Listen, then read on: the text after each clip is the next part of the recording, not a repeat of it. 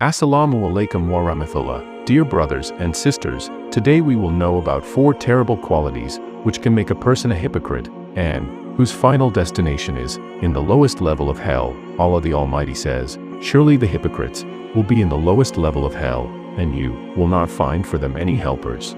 Surah An-Nisa, verse 145. Brothers and sisters, listen, the Messenger of Allah, peace and blessings of Allah be upon him, said, whoever has 4 qualities is a pure hypocrite, and whoever has one of these 4 is a hypocrite until he abandons it. Sahih Bukhari, Hadith 34 and 2459. Sahih Muslim. Hadith 58. So let's find out those 4 terrible qualities, one by one. The first quality when he speaks, he lies. Lying is not only a sin, but it is a clear sign of hypocrisy. Allah says Allah does not guide the liars.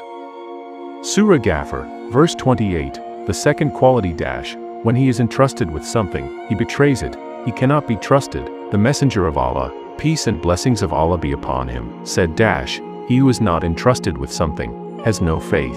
Musnad Ahmad, Hadith 12575. The third quality, when he makes a promise, he breaks it, that is, he does not keep his promise. Allah says, O you who believe, fulfill your promise. Surah Al-Ma'idah, verse 1. The fourth quality, when he quarrels, he goes beyond the limits. He then abuses, insults, even does not hesitate to slander. The Messenger of Allah, peace and blessings of Allah be upon him, said, a believer is not a mocker. It is not in his nature to abuse. He does not speak obscene language, nor does he curse.